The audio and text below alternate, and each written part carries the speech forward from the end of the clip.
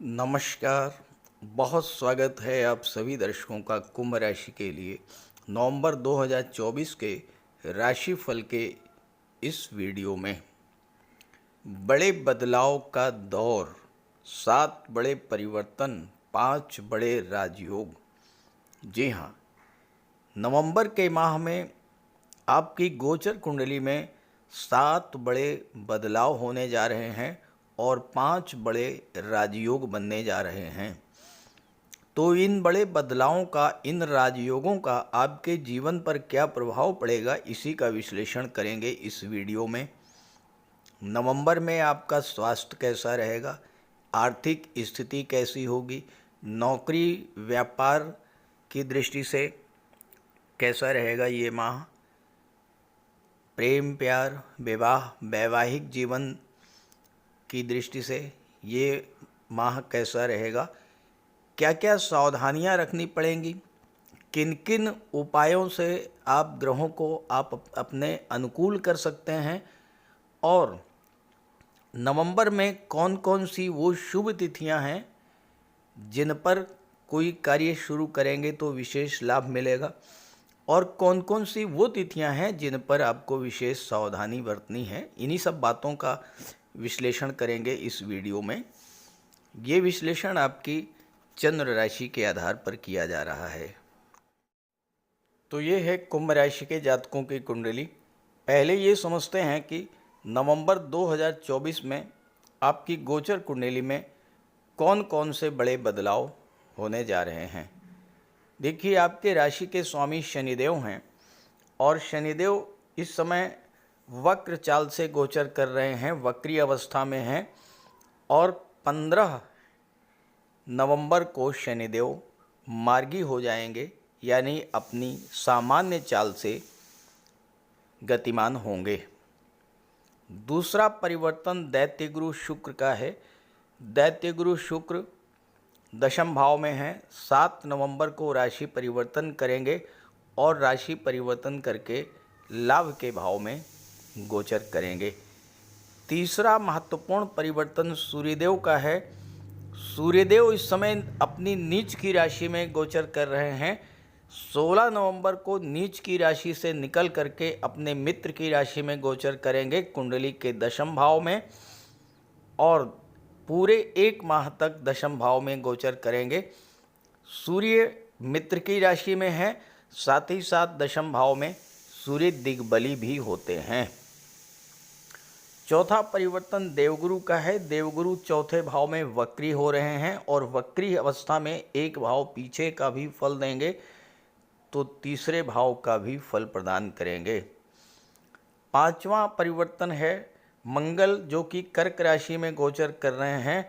आपकी कुंडली के छठे भाव में मंगल अपनी नीच की राशि में गोचर कर रहे हैं और इसलिए कुंभ राशि के जातकों को मंगल के इस गोचर से विशेष सावधान रहना पड़ेगा।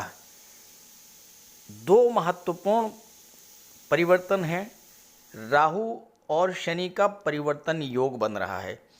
राहु शनि के नक्षत्र उत्तरा भाद्रपद में और शनि राहु के नक्षत्र शतभिषा में गोचर कर रहे हैं, और राहु शनि के बीच नक्षत्र परिवर्तन हो रहा है। साथ ही साथ गुरु और शुक्र का परिवर्तन योग बन रहा है। गुरु शुक्र की राशि में, और शुक्र 7 नवंबर से गुरु की राशि में गोचर करेंगे तो गुरु और शुक्र के बीच परिवर्तन योग बनेगा। जब भी किसी 2 ग्रह के बीच परिवर्तन योग बनता है तो वो ग्रह जिन जिन भावों में गोचर करते हैं उन भावों के शुभ फल आपको प्राप्त होते हैं। तो राहु शनि गुरु शुक्र के परिवर्तन योग से आपको धन भाव, लग्न भाव, एकादश भाव और चौथे भाव के सभी शुभ फल प्राप्त होंगे, और इन भावों से मिलने वाले फलों में कई गुना वृद्धि होगी परिवर्तन योग के बनने से। ये तो रहे परिवर्तन। अब राजयोगों की बात करें।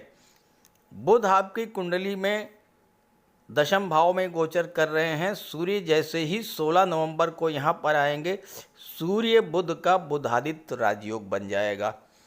7 नवंबर तक शुक्र हैं यहाँ पर और शुक्र बुध का लक्ष्मी नारायण योग बन रहा है।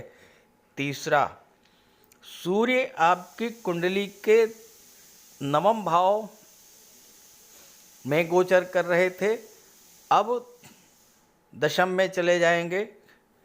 सूर्य 7वें भाव के स्वामी होकर के 9वें में गोचर करेंगे 16 नवंबर तक, तो केंद्र त्रिकोण राजयोग बनाएंगे। भले ही नीच की राशि में हैं, लेकिन केंद्र त्रिकोण राजयोग का लाभ तो देंगे। शुक्र भी आपकी कुंडली में केंद्र त्रिकोण राजयोग बना रहे हैं, क्योंकि शुक्र 9वें भाव के स्वामी होकर के 10वें भाव में केंद्र के भाव में गोचर कर रहे हैं, तो शुक्र भी नीच भंग शुक्र भी केंद्र त्रिकोण राजयोग बना रहे हैं। इसके अलावा बुध शुक्र का भी केंद्र त्रिकोण राजयोग बन रहा है, क्योंकि बुध पंचम के स्वामी होकर के शुक्र के साथ गोचर कर रहे हैं। शुक्र केंद्र के भाव 4थे भाव के स्वामी हैं। शुक्र बुध का लक्ष्मी नारायण योग भी बन रहा है, केंद्र त्रिकोण राजयोग भी बन रहा है। अब यहाँ पर एक प्रश्न आप जरूर करेंगे, और अक्सर आपके कमेंट्स आते हैं कि राजयोग तो बनते हैं लेकिन राजयोगों का लाभ नहीं मिलता है।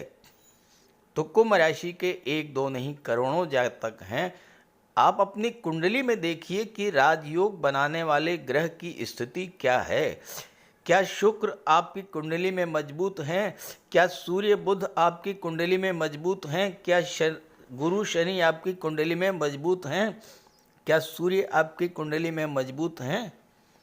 इनमें से कोई भी ग्रह अगर मजबूत स्थिति में है तो उससे बनने वाले राजयोग का आपको पूरा लाभ जरूर मिलेगा, और जो ग्रह कमज़ोर है उसका अगर उपाय करेंगे तो उपायों से ग्रह को बल मिलेगा और उसका आपको लाभ मिलेगा। आइए अब समझते हैं कि ग्रहों के इस गोचर का क्या फल आपको प्राप्त होगा। किसी भी जातक की कुंडली में सबसे महत्वपूर्ण गोचर होता है लग्न के स्वामी का और फिर भाग्य के स्वामी का। और आपकी कुंडली में अच्छी बात यह है कि लग्न के स्वामी शनिदेव हैं, भाग्य के स्वामी दैत्य गुरु शुक्र हैं। शनि शुक्र दोनों एक दूसरे के मित्र हैं और शुक्र आपके लिए प्रबल योग कारक हैं और शुक्र आपकी कुंडली में भाग्येश हैं। इसलिए इस गोचर काल में भाग्य का तो पूरा साथ आपको मिलना ही है। लेकिन कुंभ राशि के जातकों के जीवन में शनि की 7.5 का दूसरा चरण गतिमान है और शनि वक्री हो चुके हैं और 15 नवंबर तक वक्री अवस्था में गोचर करेंगे। वक्री अवस्था में एक भाव पीछे यानी 12वें भाव का भी फल दे रहे हैं। तो शनि जब वक्री हुए तो जितना कष्ट आपको देना था, खास करके 12वें भाव से संबंधित जितने कष्ट आपको देने थे वो शनिदेव ने आपको दे दिए। अब आपको उससे राहत मिलने का समय आ चुका है।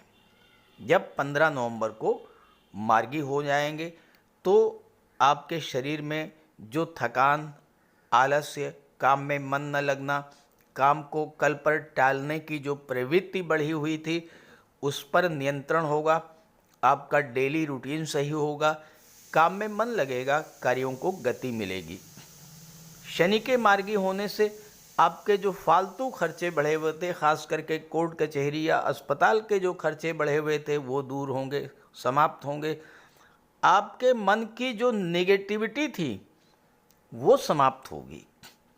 शनि कर्म के कारक होते हैं और 15 नवंबर से मार्गी होंगे, सामान्य गति से गति करेंगे। शनि की दशम दृष्टि दशम भाव पर, कर्म के भाव पर पड़ रही है और इस समय आपकी कुंडली का कर्म भाव ही सबसे ज़्यादा जागृत है, क्योंकि दशम भाव में शुक्र सूर्य बुध का गोचर है, दशम भाव पर शनि की दृष्टि है, दशम भाव पर गुरु की दृष्टि है और दशम भाव पर राहु की भी दृष्टि है। तो आपकी कुंडली के दशम भाव पर 5 ग्रहों का प्रभाव है और इसलिए इस समय आपके कैरियर, आपके प्रोफेशन को लेकर जो भी समस्याएं चल रही थीं वो समस्याएं समाप्ति की ओर आगे बढ़ेंगी। कार्य क्षेत्र की रुकावट, विघ्न, बाधा दूर होगी, कार्यों को गति मिलेगी, तेजी से कार्य बनने शुरू हो जाएंगे। देखिए, शनि कार्यों को बिगाड़ते नहीं हैं, केवल देरी करते हैं, तो जो देरी हुई वो समाप्त होगी। जब कार्यों में देरी होगी, देरी समाप्त होगी तो धन प्राप्ति में तेजी आएगी, कार्य तेजी से पूरे होंगे तो धन भी तेजी से आएगा। और 7 नवंबर को शुक्र जब लाभ के भाव में आ जाएंगे तो फिर आपको धन प्राप्ति का बहुत प्रबल योग बनेगा।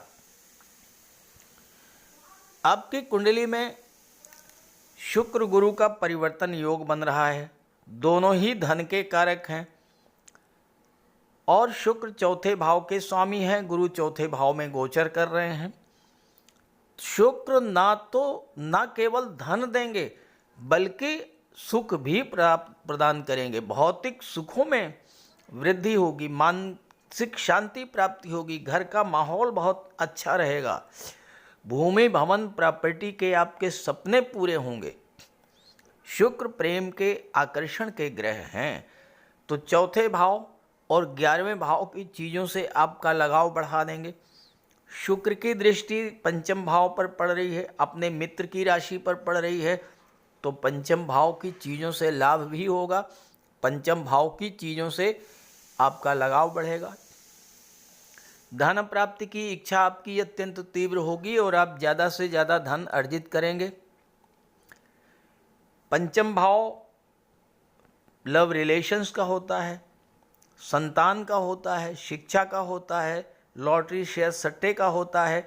जब इस पर शुक्र की दृष्टि पड़ेगी और शुक्र अपने मित्र की राशि पर दृष्टि डालेंगे तो आपके शिक्षा से लगाव बढ़ेगा, संतान से आपका लगाव बढ़ेगा, संतान प्राप्ति की इच्छा पूरी होगी। सबसे बड़ी बात यह है कि आपके लव रिलेशंस में किसी तरह की जो दूरी बनी थी, जो गलतफहमी पैदा हुई थी, जो कड़वाहट की स्थिति थी, वो समाप्त होगी। और शुक्र और गुरु विवाह के भी कारक होते हैं, दाम्पत्य सुखों के कारक होते हैं, तो इस समय विवाह का भी योग बनेगा और दाम्पत्य सुखों में वृद्धि होगी।